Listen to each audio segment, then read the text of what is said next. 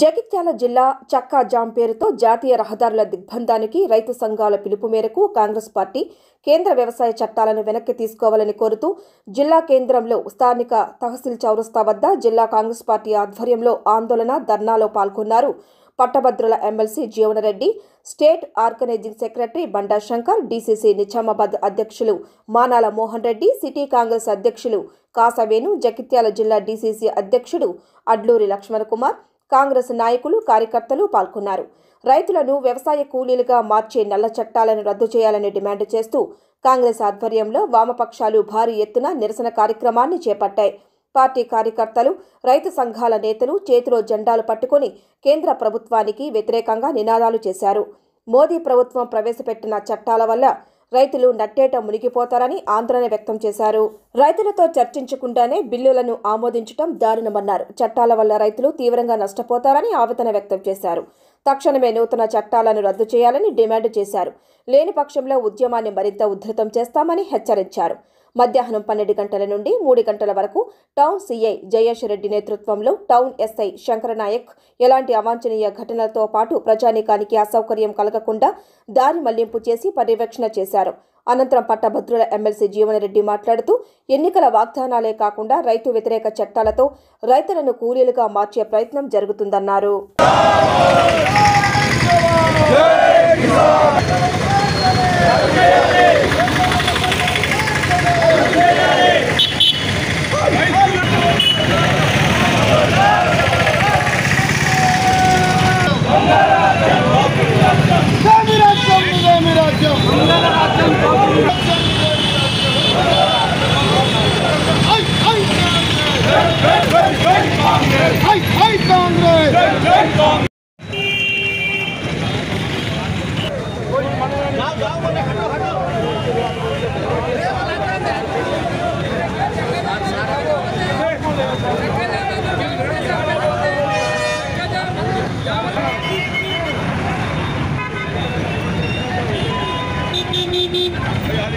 Information ఇచ్చేసి ఇవ్వాలి. ఎవరైతే ఇన్ఛార్జ్ మేడం పాడలేదు ఆ సార్కు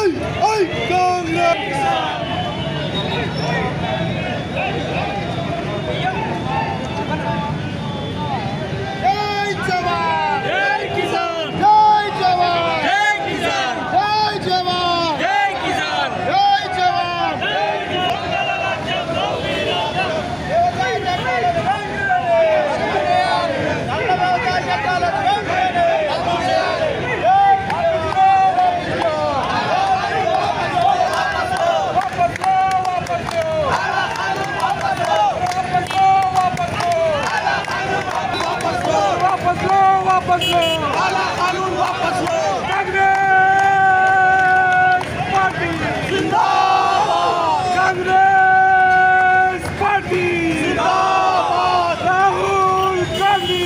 Zindabad!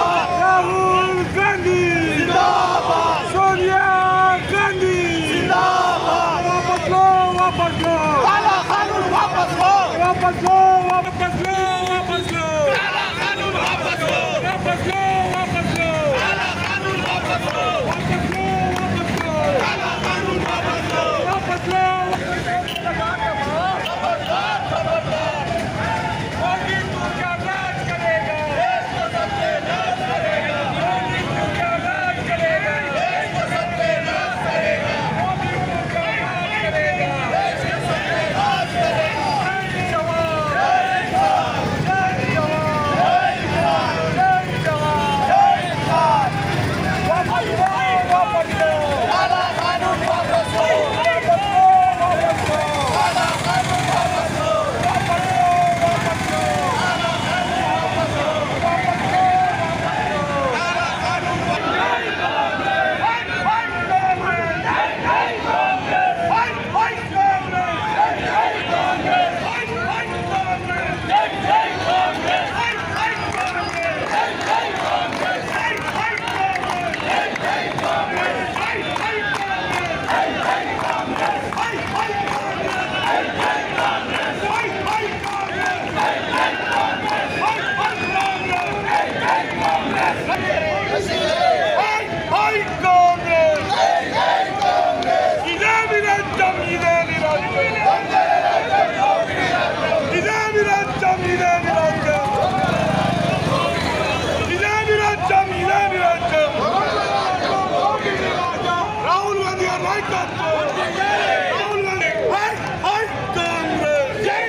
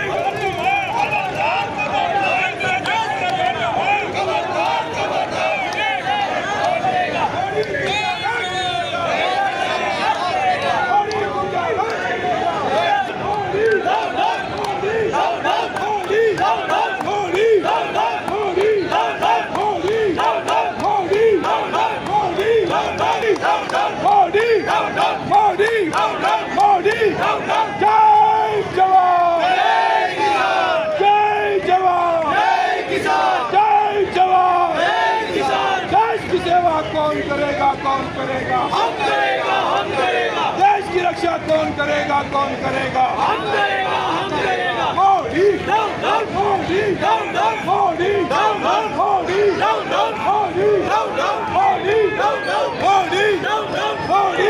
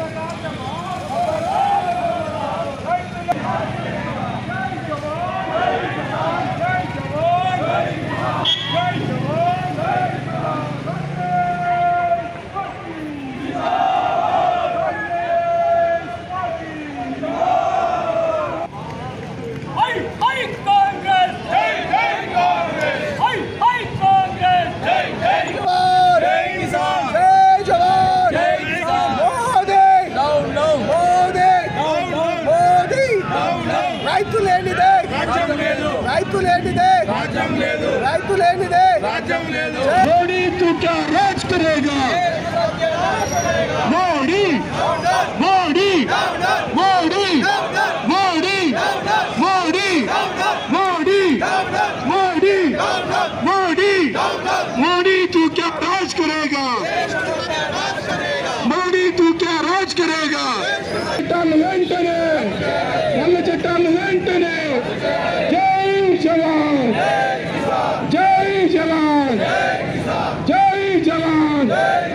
సోనియా గాంధీ గారి నాయకత్వం, సోనియా గాంధీ గారి నాయకత్వం.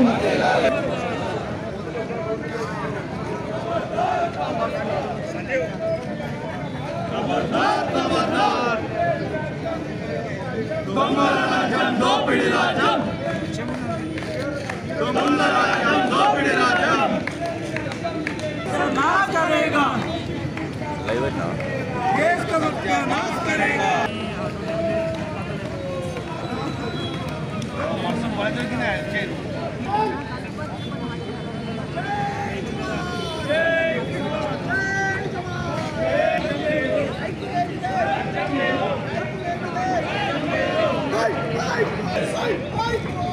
जय जय कांग्रेस।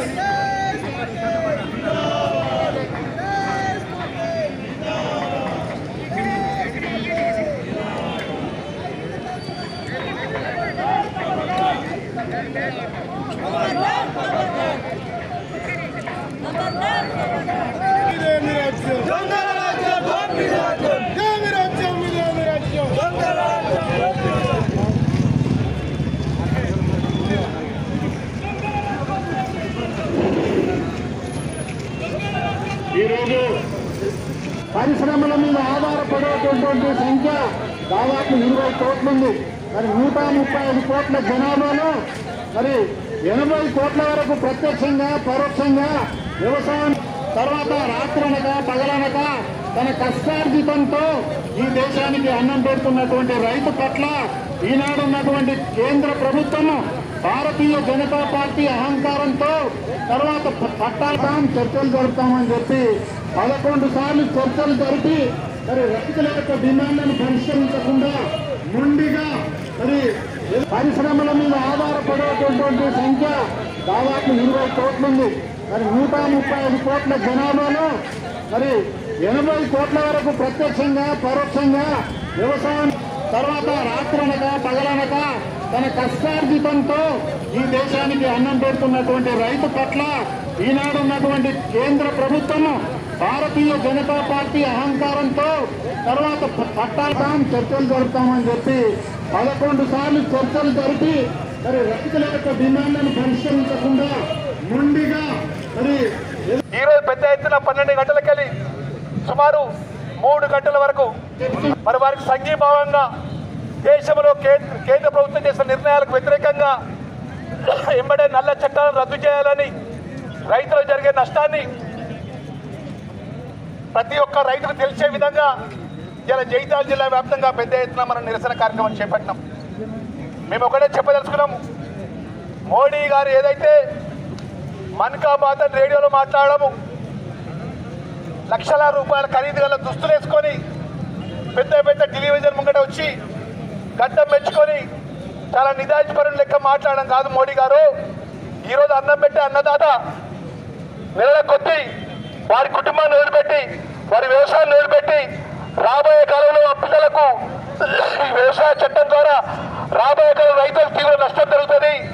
ఏదైతే డబ్బున్న పెట్టుబడి వారి యొక్క చేతుల్లోకి అదాని అదేవిధంగా అమ్మాని రిలయన్స్ పెట్టుబడిదారి చేతులకి ఈ వ్యవసాయం కష్టపడి పంట పండించిన యొక్క ఆ పంట యొక్క నిర్ణయాలు వారి చేతులకు పోతాయని భయాందోళన పరిస్థితుల్లో నెలల కొద్దీ వారు ఆందోళన చేస్తుంటే మీ మంత్రులు కానీ కేంద్ర మంత్రులు కానీ అదేవిధంగా ఎంపీలు కానీ దానికోసం మాట్లాడకుండా వ్యవసాయ రైతులందరూ చేస్తున్నటువంటి ఆ న్యాయమైన విషయంలో బట్ట మేము చేసిన చట్టాలు రద్దుపరుస్తున్న విషయం ప్రకటన చేయకుండా నెలల కొద్దీ మీరు ఆలస్యం చేస్తూ రైతులను ఎంత విధంగా ఇబ్బంది పెడుతూ అదేవిధంగా నడి రోడ్డు మీద మీరు సలాకలు పెట్టి పెద్ద పెద్ద ఫెన్సింగ్ పెట్టి రైతులను ఏ విధంగా మేము ఎదుర్కోవాలి అని చెప్పేటువంటి దురాలోచనతో వారిని ఏం చేస్తున్న న్యాయమైన చట్టకు మేము చేస్తున్న నిర్ణయం తీసుకుంటామని చెప్పి మోడీ ఏ రోజు ఆలోచన చేయకుండా అదేవిధంగా రాష్ట్ర ప్రభుత్వం నుండి కేసీఆర్ గారు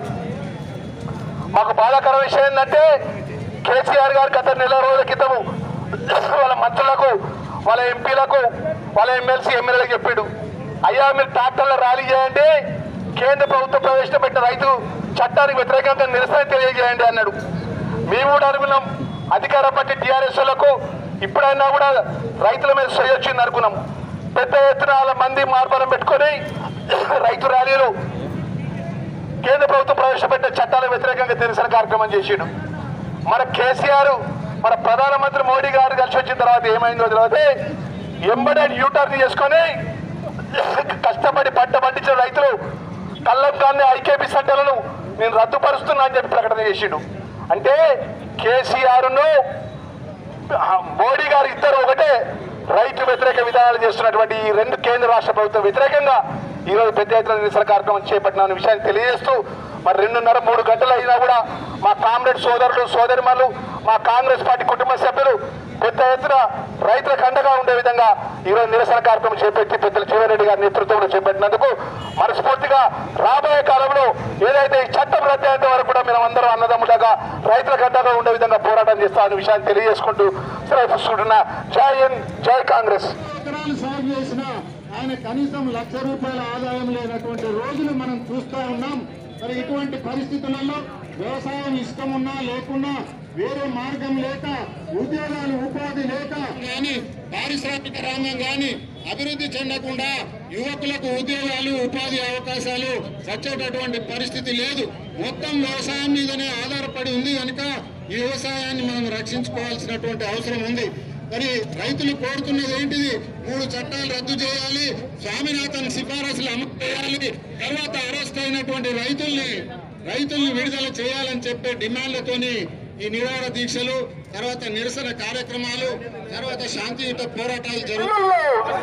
మోడీ సర్కార్ వ్యవసాయ నల్ల చట్టాల బిల్లులను, మోడీ సర్కార్ వ్యవసాయ నల్ల చట్టాలను ఇదేమి రాజ్యం, ఇదేమి రాజ్యం, ఇదేమి రాజ్యం, ఇదేమి రాజ్యం. అఖిల పక్షాల ఐక్యత, అఖిల పక్షాల ఐక్యత.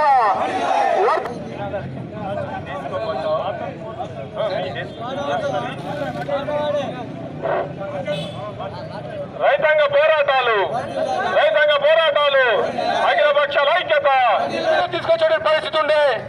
ఆ రోజు లాల్ బహదూర్ శాస్త్రి గారు జై కిసాన్ నినాదం ఇచ్చి మరి ఆ రోజు రైతును ప్రోత్సహించి సబ్సిడీలు ఇచ్చి వేతనాలు ఇచ్చి అన్ని రకాలుగా సౌకర్యాలు తెలిపించిన తర్వాత ఆ రోజు ఇప్పటి వరకు కూడా మరో ప్రపంచానికి మరి రైతు అన్నదాత మరి వడ్లు ఇచ్చేటువంటి పరిస్థితి, తిండి గింజలు ఇచ్చేటువంటి పరిస్థితుల సందర్భం తెలియజేస్తా సోదరులారా.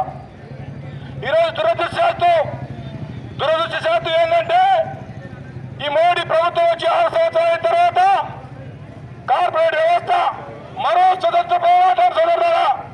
స్వాతంత్ర ఉద్యమం కొరకు ఎంత పోరాటం చేశామో ఈ మోడీని తరిమిదానికి అంత పోరాటం చేయాల్సిన బాధ్యత మన పైన ఉన్నది. ఎందుకంటే మాటికి అంటారు మోడీ గారు చాయ్ వాలా, मैं चाय बेचा, ट्रेन రైల్వే స్టేషన్ में चाय बेचा అంటాడు.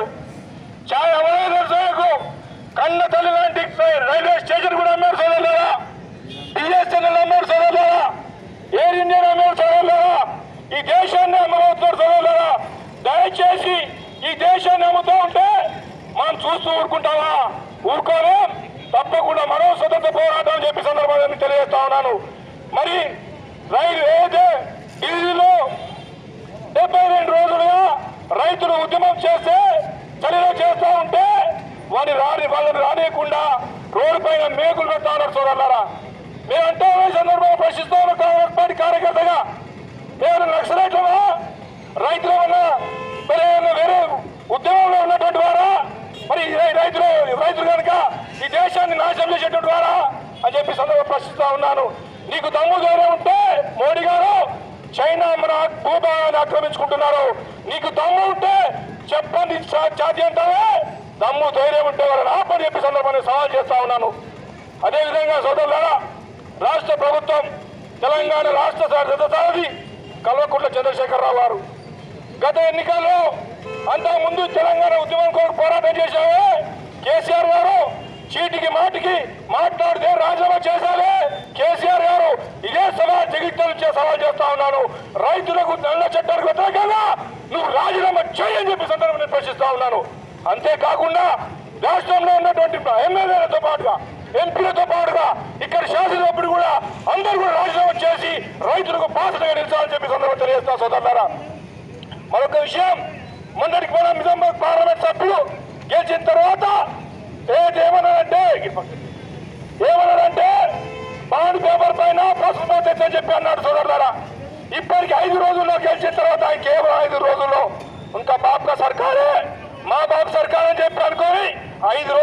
నెలలు 2 సంవత్సరాలు అయింది. ఎక్కడున్నారో రీజన్ చెప్పి ప్రశ్నిస్తా ఉన్నాను. ఏదేమైనా సోదరులారా, చివరికి ఈ యొక్క తెలంగాణ రాష్ట్రంలో ఉన్నటువంటి అందరు ఎంపీలు ఎమ్మెల్యేలతో పాటుగా దేశంలో ఉన్నటువంటి అందరూ కూడా రాజీనామా చేసి రైతులకు బాసటగా ఉండాలని చెప్పి సందర్భంగా కోరుకుంటూ మరి అవకాశం ఇచ్చి మీ అందరూ కూడా మోడీ సర్కార్ వ్యవసాయ నల్ల చట్టాల బిల్లులను, మోడీ సర్కార్ వ్యవసాయ నల్ల చట్టాలను ఇదేమి రాజ్యం, ఇదేమి రాజ్యం, ఇదేమి రాజ్యం, ఇదేమి రాజ్యం. అఖిల పక్షాల ఐక్యత, అఖిల పక్షాల ఐక్యత.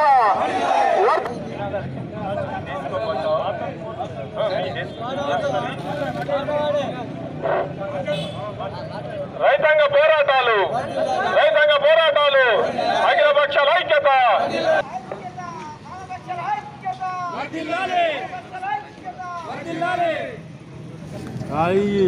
రైతాంగానికి కనీస మద్దతు ధర కల్పనలో విఘాతం కలిగించే విధంగా ఏదైతే కేంద్ర ప్రభుత్వం నూతనంగా చేపట్టినటువంటి వ్యవసాయ చట్టాలను ఉపసంహరింప చేసుకునేలాగా గడిచిన 2 మాసాల పైనుండి ఏదైతున్నదో వీళ్ళ యావత్ భారతదేశానికి చెందినటువంటి రైతాంగానికి ఆదర్శంగా నిలిచే విధంగా ఉత్తర భారతదేశానికి చెందినటువంటి పంజాబ్, హర్యానా, యూపీ రైతాంగం ఏదైతున్నదో చేస్తున్న ఉద్యమం మనకు తెలియంది కాదు. వీళ్ళ దేశ రక్షణలో ఏ విధంగా పంజాబ్, హర్యానా మరి అగ్రస్థానాన్ని నిలుస్తుందో వీళ్ళ రైతుల హక్కులను కాపాడటంలో కూడా వీళ్ళ వారు ఏదైతుందో మరి ఉద్యమించటం నిజంగా రైతాంగానికి ఒక విధంగా ఆత్మస్థైర్యాన్ని కలిగిస్తుందని చెప్పక తప్పదని చెప్పంటున్నాను. వీళ్ళ రైతాంగం చేపట్టినటువంటి ఉద్యమానికి సంఘీభావంగా వీళ్ళ జాతీయ స్థాయిలో ఏదైతుందో జాతీయ రహదారుల నిర్బంధ కార్యక్రమాన్ని చేపట్టే విధంగా పిలుపునివ్వడం జరిగిందో రైతాంగానికి అండగా నిలిచేటటువంటి రాజకీయ పార్టీలు అన్ని కూడా రాజకీయాలకు అతీతంగా ఇవాళ ఈ జాతీయ రహదారుల నిర్బంధ కార్యక్రమంలో పాల్గొనడం జరుగుతుందని చెప్పి అంటున్నాను. ఇవాళ రహదారుల నిర్బంధ కార్యక్రమంలో ఏ రాజకీయ పార్టీ అయితే పాలు పంచుకోవటం లేదో వాళ్ళు రైతు వ్యతిరేక పార్టీలు అని చెప్పని గమనించక తప్పదని చెప్పి అంటున్నామని చెప్పి అంటున్నాను. వీళ్ళ కాంగ్రెస్ పార్టీ కానీ వామపక్ష పార్టీలే కానీ కమ్యూనిస్టు భావజాలాలు వాస్తవంగా పేద ప్రజల పక్షపాతులుగా రైతాంగానికి రైతు కూలీలకు అండగా నిలిచే విధంగా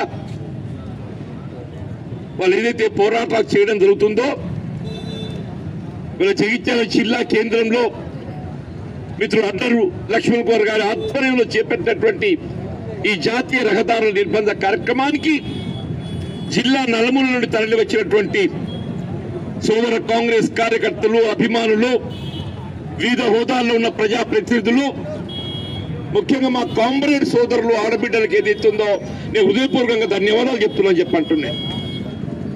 ఒకటి గమనించాలి, వాళ్ళ మనం వీళ్ళ మోడీ గారు ఏదైతున్నదో అంటాడా మరి నిజంగానే మీరు రైతాంగానికి మేలు అనుకూర్చాలని చెప్పేట చట్టాలుగా మీరు భావిస్తే మరి రైతాంగం ఎందుకు వ్యతిరేకిస్తున్నారు? నిన్నటి వరకు మీలో భాగస్వామిగా ఉన్నటువంటి అకాలిగా ఏదైతున్నదో ఉద్యమంలో భాగస్వాములు కావటం మనం గమనిస్తూ అని చెప్పంటున్నాను.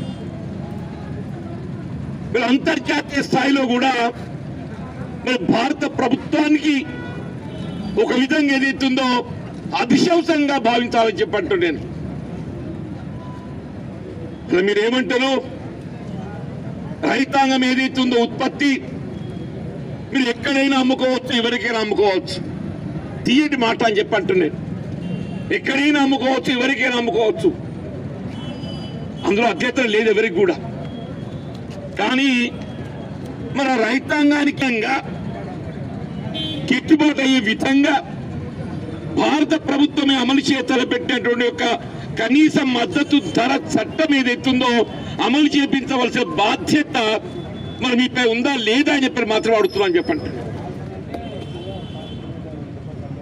మరి ఈ ఉత్పత్తి కానీ మనం మాక్సిమం రిటైల్ ప్రైస్ అని గమనిస్తాం అమ్మా. ఒక మందుల షాపు ఏదైతుందో ఒక మెడిసిన్ కొనుగోలు చేస్తే అందులో ఎంఆర్పి పేర్కొంటారు. కానీ కేవలం వ్యవసాయ ఉత్పత్తులకు సంబంధించి మాత్రమే రైతాంగానికి అండగా నిలిచే విధంగా వీళ్ళ స్వాతంత్రానంతరం మరి ఆనాటి మొట్టమొదటి ప్రధానమంత్రి పండిట్ జవహర్లాల్ నెహ్రూ గారు అలాంటి ఏదైతుందో వ్యవసాయ ఉత్పత్తులు దిగుమతులు చేసుకునేటువంటి ఒక స్థాయి నుండి ఇక్కడ మనం ఏదైతుందో ఈ దేశాన్ని ఎగుమతులు ప్రోత్సహించే విధంగా తీర్చిదిద్దడంలో సంకల్పంగా ఇక్కడ ప్రాజెక్టులు ఆధునిక దేవాలయాలుగా పరిగణించడం జరిగిందని చెప్పంటున్నాయి.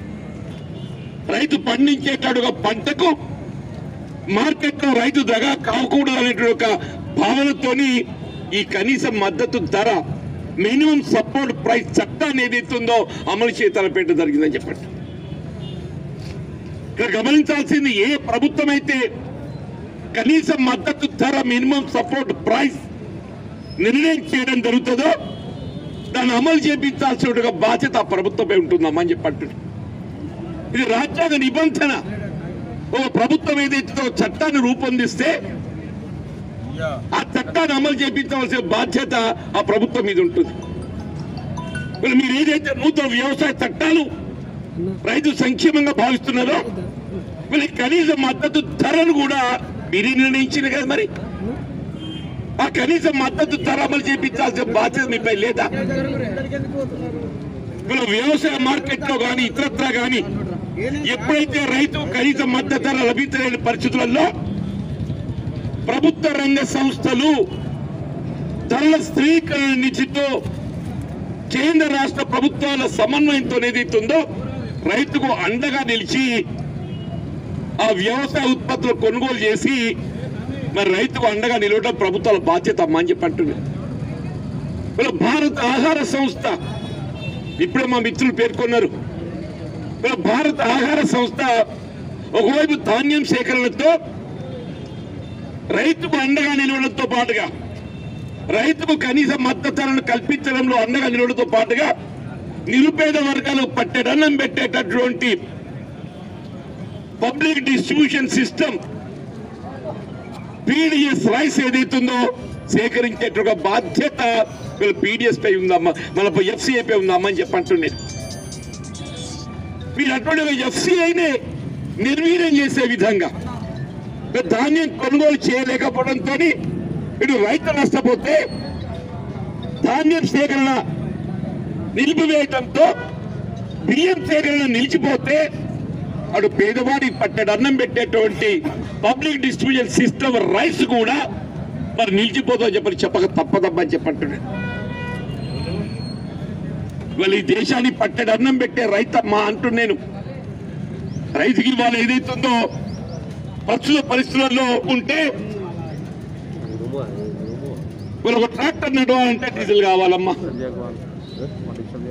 వ్యవసాయాన్ని మనం వినియోగించే రసాయనిక ఎరువులు ఏదైతుందో 2014 నాటికి ఈనాటి మనం గమనిస్తే దాదాపు రెట్టింపు అయిపోయినాయమ్మా అని చెప్పంటున్నాయి.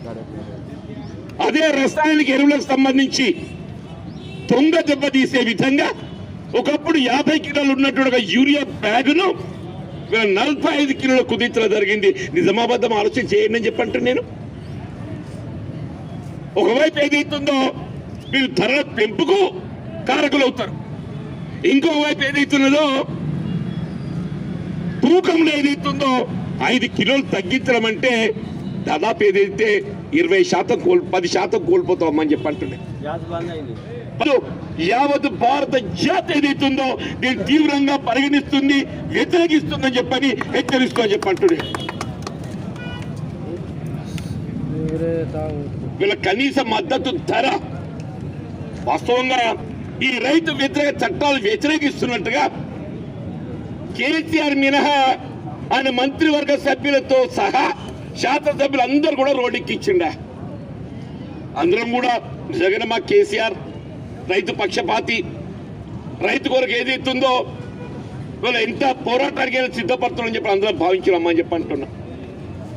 మరి ఏమైందో ఏమో కానీ ఒకసారి మరి ఆ గ్రేటర్ హైదరాబాద్ ఎన్నికల ఫలితాలతోని ఇవాళ మోడీ గారి మాయలో ఏదైతుంది మనమనటం లేదమ్మా అంటూ నేను స్వయంగా మన రాష్ట్ర ప్రభుత్వ అధినేత గౌరవ ముఖ్యమంత్రి కేసీఆర్ గారు పేర్కొన్నారు. ఇవాళ ఏదైతుందో నూతన వ్యవసాయ చట్టానికి అనుగుణంగా కనీస మద్దతు ధర కల్పించే బాధ్యత ఇవాళ ప్రభుత్వం కోల్పోతుందని చెప్పని కూడా పేర్కొన్నారని చెప్పంటున్నా. మరి దాన్ని ఏ విధంగా సమర్థించుకుంటారని చెప్పంటున్నా. ఇవాళ కేంద్ర ప్రభుత్వమే చర్చలు అని చెప్పంటున్నారు. వీళ్ళు పలుమార్లు చర్చలు వీళ్ళ సమస్య పరిష్కారం కనుగొనాలంటే ఒక ఉద్దేశం కనబడుతుంది లేదమ్మా అని చెప్పంటున్నారు. మీరే పేర్కొంటున్నారు ఈ వ్యవసాయ చట్టాలు అమలు ఏదైతుందో మీ సంవత్సరాల కాలం ఆపేస్తామని చెప్పండి. అంటే ఏంటి? ఈ చట్టంలో ఉన్న లోపాలు మీరు గుర్తిస్తున్నారు కాబట్టి మీ సంవత్సరాల కాలం ఆపడం అమలు ఏదైతుందో నిలిపేస్తా అని చెప్పండి. సంవత్సరాలు అంటే ఎంతమ్మా? 3 పంటలు. ఇది ఏసంగి, రాబోయే వర్షాకాలం ఏసంగి, 3 పంటలు ఆపుతా అని చెప్పని మోడీ గారు అంటున్నారు కదా. ఇంకొక 3 పంటలు 3 పంటలు ఆపుతా నువ్వు అంటున్నావు, మేమేమంటున్నాం ఇంకొక 3 పంటలు 6 పంటలు ఆపరా నాయన. ఇదే నూతన వ్యవసాయ చట్టాల బిల్లులకు అనుగుణంగా మీరు ఎన్నికల్లో పోదాం. ఇదే నూతన వ్యవసాయ చట్టాలను విభేదిస్తూ రైతాంగానికి అండగా నిలిచేటటువంటి కనీస మద్దతు ధర అమలు చేపట్టే విధంగా వీళ్ళ ఎన్డీఏ ఇతర పక్షాలు ఏదైతుందో మనం ఎన్నికల్లో పోదామని చెప్పండి. ఎనీ పొలిటికల్ పార్టీ రెండే, ఒకటి నూతన వ్యవసాయ చట్టాలను సమర్థించేటటువంటి ఒక పక్షం ఒకవైపు అయితే, నూతన వ్యవసాయ చట్టాలను విభేదించేటటువంటి ఒక రాజకీయ పార్టీ ఇంకొకటి అనే విధంగా ఏదైతుందో ఎన్నికలు పోదాం అయిపోతుంది కదా.